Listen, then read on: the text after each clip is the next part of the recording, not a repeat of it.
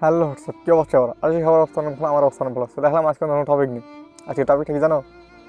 No girlfriend no problem, no friend no problem, no money big problem. এটা তোমাকে মেনে নিতে হবে ভাই। বুঝতে পারো, টাকা হালকা ইংলিশ দিলাম, বুঝতে দেখো দেখো তোমাকে মেনে নিতে হবে। রিয়েলিটি মেনে নিতে হবে, বাস্তবে আসতে হবে। আবেগ মাবেগ বাদ দাও, বাস্তবতায় চলে এস। তোমাকে যেটা বলতেছি বুঝি বলে একটু দেখো।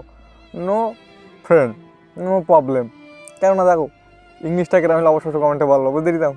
তাই যেটা বলতে চাচ্ছি যে এই বন্ধু মানে বন্ধু বান্ধব না থাকলে কোনো সমস্যা নেই, এটা তোমাকে মেনে নিতে হবে। কেন দেখো, এই বন্ধু বান্ধব একদিন তোমার সমস্যার কারণ হয়ে দাঁড়াবে, সব থেকে বড় সমস্যা। আর যেটা তুমি কোনো মেনে নিতে পারবে না। বা আমার বাড়িতে এরকম আমার বলতো অনেক আমার আম্মু শুধু বলতো, আম্মু আব্বু বারবার বলতো যে সে বন্ধু হয় না, বন্ধু হয় না, বন্ধু বান্ধব হয় না, সব বাদ দে, সব নাটক বাদ দে। আমি সে নাটক বাদ দিয়ে কী করতাম, ওই বন্ধুর প্রায়োরিটি দিতাম বেশি। ওই বন্ধু বিপদে আসবে। কিন্তু দিন শেষে কী হইলো, সেই গুহা মারাটা আমি খালাম, হোগা মারাটা আমি খালাম।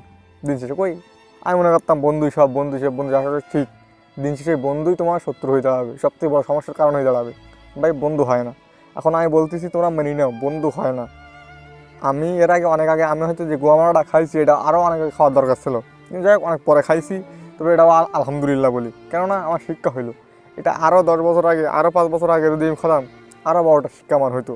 কিন্তু কি এটা দেরি করে হয়েছে, তারপর আলহামদুলিল্লাহ আমি এখান থেকে একটা শিক্ষা নিছি যে বন্ধু আসলে হয় না ভাই, বন্ধু হয় না। তোমরা যতই তাল বাহানা করো, তাল বাহানা কথা বলো, বন্ধু হয় না, বন্ধু হয় না, বন্ধু হয় না।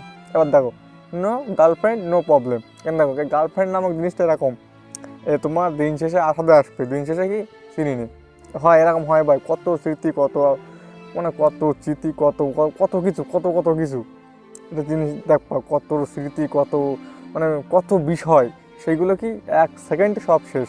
কেউ কারো আর মনে রাখে না, কেউ কারো স্মৃতি আর মনে রাখে না, কত ঘটনা কিচ্ছু মনে রাখে না। 1 সেকেন্ডের জন্য কেউ কারো চিনতে পারে না, বুঝতে তো এরকম হয়, মেনে নিতে হবে।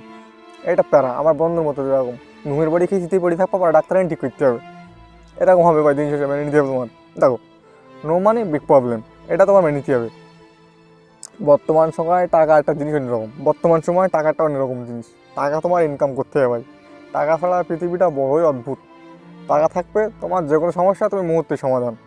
টাকা থাকবে মানসিক শান্তি থাকবে ভেতরে, টাকা নেই তবে যাই হোক শান্তি দেওয়ার মালিক আল্লাহ, শান্তি উপরওয়ালা দেয়, এতে তুমি তোমার আমার হাত নেই, টাকা দেখে না দেয় না, শান্তি টাকা দেখে না দেয় না। তবে তারপরেও অনেক প্রবলেম সফট হয়, বুঝতে পেরে যাও। তো এই হচ্ছে বিষয়, বুঝতে পেরেছি। টাকা কামাতে হবে ভাই, টাকা বর্তমান সময় টাকা কামাও, সব সমস্যার সমাধান তুমি দ্রুত করতে পারবা। আর টাকা থাকবে না, সব সমস্যার সমাধান আরও বেশি হবে, সমস্যা আরও বেশি হবে, সমাধান তো দূরই থাক। তো এই হচ্ছে বিষয়, বুঝতে পেরেছি। আমার কি টাইম শেষ হয়েছে? তো আমার টাইমও শেষ, আমার টপিক বলাও শেষ। বুঝিনি তোমাকে শেষ ভাই, টাকা কামাতে হবে। দুনিয়া এখন বেঁচে থাকতে টাকা কামাও, তাতে ভালো থাকতে পারবো। কারণ টাকা ছাড়া এখন ভালো থাকার কোনো উপায় আমি দেখতেছি না, বুঝতে পেরেছি। বর্তমান সময় অবস্থা খুবই খারাপ, যে কোনো জিনিস ওই টাকা দিয়ে কিনে তোমার ভালো থাকতে হবে, বুঝতে পেরেছি। তো টাকা থাকলে কিন্তু ভালো থাকে না, টাকা দিয়ে জিনিস কিনেই কিন্তু মানুষ ভালো থাকে। তো এই হচ্ছে বিষয়, বুঝতে পেরেছি। তো নো মানে বিগ প্রবলেম, এটা তোমাকে মেনে নিতে হবে। আর গার্লফ্রেন্ড ফ্রেন্ড এসব বাদ দেওয়ার তাল বানা করে কোনো লাভ নেই। মাল কামাও, শুধু মাল কামাও। ভালো থাকো, টাটা।